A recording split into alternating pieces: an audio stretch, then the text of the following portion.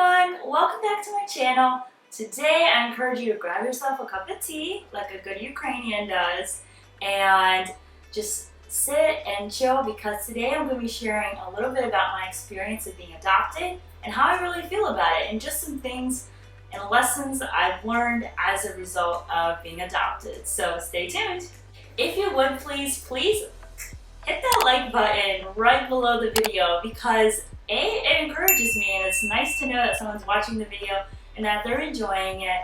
And secondly, it does let the YouTube algorithm know that people think this is a great video, and that way more people can hear about adoption, more people can just hear and experience the community, and it's just fun. So please do that if you would. If you're even more interested in joining the community, you can hit the subscribe button and hit the little neighbor bell, and that will let you know every week that I've posted a video. And I do plan to post Saturday mornings at 7. I'm not always amazing at timing, but that is my goal, 7 a.m. that you can jump into the weekend with a new video and hopefully just some encouragement as you get started.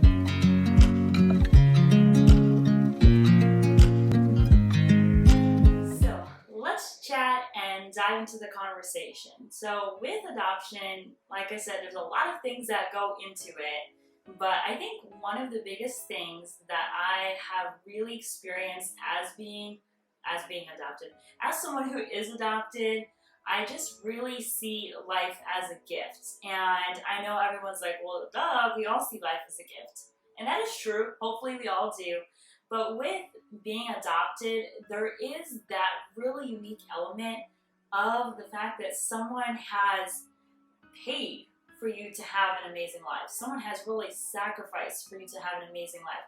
Someone has gone to the other side of the world and picked you to bring them home, bring them to a new future, a new life, and it just really helps you live with that sense of gratefulness, and you really recognize that life is not something that everyone has the equal opportunity to. And what I mean by that is we do not all get the same opportunities. And I think we all intuitively know that, but when you've been adopted and when you kind of can see, hey, this is exactly where I would be if I was not adopted, it makes you just super thankful for the gift that you have been given. And when I say the gift that you've been given, for me, something that really, I don't want to say it haunts me, but it does really bring a sobering reality to all of this,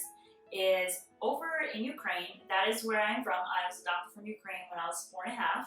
Before that, I was living in an orphanage, and life wasn't that bad in the orphanage, to be honest, and I can share more details about that. But the biggest thing and the reality that really hits me today is, where would I be, like I said, if I was not adopted? Because technically, I would be what you call disabled, if you will, because of the differences in my face and all of that. And even though cognitively I'm okay, I mean, that's up for debate, no, I'm just kidding, but even though, like, as far as everything in my mental functioning is going fine, because of me looking different, and this is like many surgeries ago, so I looked even a little bit like rougher, if you want to use that word, back then. But what happens is when you get around, I think it's ages of 16 to 18, you actually are like pushed out, if you will, of the orphanage by the government, and they basically make the kids just go ahead and try to do life on their own. And so if you think about it for a second, you know, this person grew up in an orphanage, they don't have loving parents to teach them, you know, how to do life, how to make good decisions, how to work a job, etc. And you just release them out into the streets to try to do life on their own. The results are usually not pretty. So many of the girls do get caught up, unfortunately, in trafficking, and of course there's a lot of alcohol and drugs also typically involved. And I'm sure a lot of that is because of the emotional baggage, if you will, and the emotional trauma of just maybe being in an orphanage. And of course a lot of them do unfortunately have like mental, if you want to call it, illnesses and mental things going on. And so just putting young people like that into the streets with no place to go, no mentors, no guidance, no jobs. You can imagine what would happen. And if you think that is sad, the things that happen to people who are technically in the disabled category is even worse. Typically, they might end up at a home for people who either it's like a nursing home for like elderly people and just people with mental illnesses and people who really are seriously, if you want to call it disabled, or who really do have things going on. And so for someone like me, where it really is pretty much purely just a physical disability, if you want to call it that, that is really not a good situation, because if you think, hey, this person is totally fine mentally, but then you put them with a bunch of people who are not really doing very well, then you could easily see how they could regress and become less and less of, I don't know, you could say they kind of regress with their mental capacity, their mental health, who they are, because they're not being stimulated in their mind and they're not being given opportunities to really continue maturing and going forward rather than the other way. So that is really, I think, the biggest thing. It's like really, I don't know if I want to say the word scary, but it does definitely bring that sobering reality to me. The fact that if I was not adopted, I would probably be like in a nursing home or like a home for disabled children, and I would not have any of these opportunities that I have here in America, because over there, it's not like you can just get up and leave. Like, you, once you're there, like that's your life, your whole life. Imagine living your whole life in like a disabled home. Like, I can't imagine. So that is probably one of the biggest and key things I would say that really being adopted has just really made me think about it wise. The fact that if I was not adopted, I would probably be in a disabled home with other children with disabilities, and that would be my life. And it's just insane, because I love life and I love all the opportunities that being here in the United States has provided me. I love education and I love like pursuing academics. I'm doing an Amazon business. I love being married. I am excited about having my own family, and it's just like really sad to think like if I was still over there, like none of those opportunities would probably be mine to have. So that's the first thing I would say. And the second unique thing about adoption, especially my adoption, being from an international country, coming from an orphanage, is the concept of not knowing your birth parents. And I know this is probably something that's not just kids who come from international places, but it can be all over the place. But with my adoption, it's what's called a closed adoption. So that means technically, and I believe legally, I'm not supposed to know who my parents are. So as of now, I do not know who my birth parents are. And they, as far as I know, don't know anything about me. So once I was born, straight away I was put into an orphanage, and that's just how life was. You know, I grew up in the orphanage. But I think the weird thing about not knowing who your parents are is, firstly, I know it sounds really like small and insignificant, but is you have no idea about your health history. And for some people, like, oh yeah, big deal. But I'm talking about, like, you know, when you're thinking about starting a family, when you are thinking about maybe you as an older person, when you're just thinking about life in general, it's just something I think a lot of people take for granted. Like, oh, my grandpa is prone to heart disease, or oh, my mom struggled with like maybe infertility or something, so I can know like what I can do to prepare myself, or you know, maybe cancer is in our family. Whatever the case is, with me, I am completely clueless. Like, I just tried my best to stay healthy. I just tried my best to, you know, not eat too much fast food, Taco Bell, which I love. But anyway, with that, it's just really bizarre not knowing anything about your background. And along with that, it is a little bit weird to think that on the other side of the world, I currently do technically have another family. Like, I have my actual blood parents. So how much do I look like them? How much, you know, what do they look like? Like, what are my children gonna look like? Do I have siblings over there? And if I do, how many? I think the biggest thing is really thinking about their lifestyle. Like, are they happy? Do they have a good life? Do they know about God? Do they know and just have a good existence, really? And the same for my siblings. Like, hopefully they are having a good life. So it's just really bizarre to think about having a separate, like, not life, because it's not really my life, but like there is a whole other life I could have lived, or there's like a whole other possible family I might have. And so that is definitely a little bit odd as well.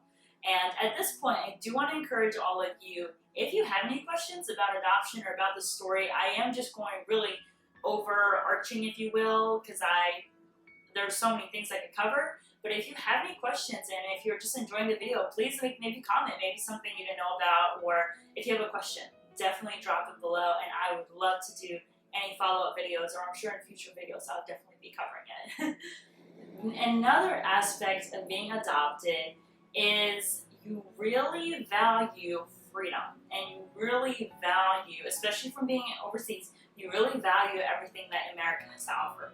Now, I'm not going to be one of those people who's like, America has it all perfect. No. Obviously not. There's no perfect country. But at the same time, we gotta be realistic with ourselves and recognize there are some countries that offer you more opportunities as to what type of life you want to lead, which direction you want to go, what kind of family you can raise, etc. And so I really feel like I have such a deep sense of gratitude for everything that this country allows us to do. From, like I said, really, I can do any job I want. Like, that's absolutely amazing. I can pursue pretty much any avenue, and the economy is not perfect. Of course it's not perfect, but it's much better than the economy over there, and I have so many more opportunities that I can do as a result of being here. And just thinking about Ukraine, and many people may not know this, or maybe you do, but Ukraine used to be part of Russia. And so when they split away and gained their independence, the Ukrainians, in a way, almost lost everything overnight, because everything that was valuable to them as far as their money was pretty much now worthless, because now they were, they were separate. And so with that, when my parents said when they went over there, they just saw many elderly people, like eating out of trash cans, like they were rummaging through things, just trying to find things. They were selling cigarettes, And so when you think of that, and you think of everything that we have here, and I think of my life, like, no matter how terrible my life might potentially get here, like, I know for the most part I could go to McDonald's and get hired, and I could, especially if I'm very just diligent and working and diligent and doing everything that I can with being a good worker, having integrity, etc., I can get ahead for the most part in this country. But that's not the same over there, especially, like I said, for me, because I probably would have been like in a disabled home, and that there's no life really for you there. And so that's definitely another thing that I do not want to take for granted, being able to just be here in this country and all the things that it does afford me. And the final thing we're going to talk about today in regards to adoption is something I've really just learned about the purity of that type of love that those types of people have when they adopt children, and the type of sacrifice and the type of giving that's involved is absolutely incredible. And especially for me, my parents, they had already had 4 teenagers. At the time when they adopted me, they had 4 teenagers. They had already adopted 2 boys from the Ukraine. That was the year before. And they were visiting, and they saw me, and God really laid it on my mom's heart to pray about adopting me. And many people, sadly, were not really in support of that. They're like, you've already had adopted 2, you have teenagers, like, what are you trying to do? What are you trying to prove? So they weren't the most supportive, and this is really where I do give my mom credit. She is a very, strong woman, and she does not give up, she does not quit, and she definitely has that fiery side to her on, if she knows it's the right thing to do, you better be sure that it will get done. And so with that, really, when she went home after getting the two boys, my 2 brothers now, she just really prayed, and she's like, God, somebody has got to adopt this person, this girl. She needs help. She can't stay there, And so they were just, but she didn't, at the time, they didn't know if I was supposed to be with them or somebody else. And there was actually another family in Pennsylvania thinking about adopting me, and I think starting the process. But when my mom followed up, they had dropped the case, and she said at that moment she knew that I was meant to be with them. And so they started the paperwork and everything of that nature. And I do believe for the first, the two boys, they had kind of, funded that whole process themselves. But when it came to me, there was no more funds. And so it really was an act of faith, if you will. And they put it out there and they prayed and they said, if this is supposed to happen, then the funds and all of that will come.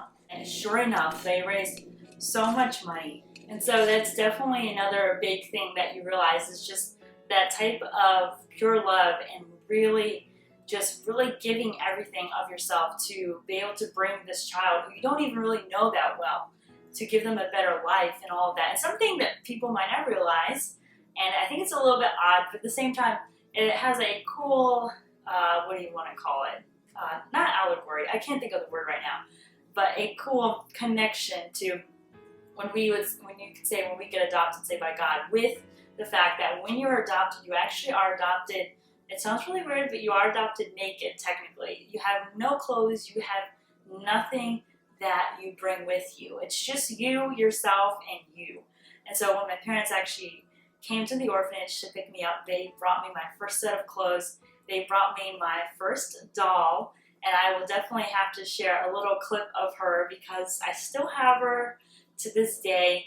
But it's just that knowing that concept, like I had nothing and they literally gave me everything. Like there's nothing that I brought to the table, nothing.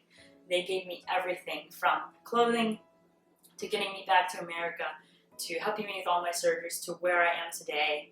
All of that is because of their love and their commitment and sacrifice. And so there's just something that's really special and unique about that. So thank you so much, everyone, for listening to my story about adoption. There's a lot of things I did not cover, but this was just the tip of the iceberg. And with it being Valentine's Day, well, what better time to celebrate love and acceptance and family than that? And so I did just want to share long-term with my goals of this channel. I do want to hopefully maybe create a website, maybe create a little store, with a lot of it being connected to supporting other families who are wanting to adopt. Especially I have a heart for disabled children and just knowing that those families can get support. So I do want to let you know, with supporting this channel, that is the direction we're going. And I'm still really thinking about and considering what I want to start, whether it be a Patreon, whether it be a website or a store where like a portion of the proceeds would go to helping families like that. But I'm just super excited to see where this journey takes us. And I definitely recommend, like I said, you can follow me on the YouTube channel. I did start an Instagram, but that's all we have for now. And we're just seeing where this journey will take us. And ending here for the video, I just want to share, last week I did do a vision board video where I shared like the 5 steps of creating a vision board. And next week, I do hope to create kind of like a part 2 to that, where I am going to take you through our vision board and how I walk through those 5 steps that I said last week. And so if that's something that you're interested in, and you get to have a little sneak peek, if you will, into our life goals for the year. And so that's something I'm really looking forward to sharing with you guys next week. Thank you so much for watching, for your time. Please like again, subscribe. Like, I don't know what I'm doing, but you know what to do. Thank you again. I'm so humbled and grateful for all of you. Bye.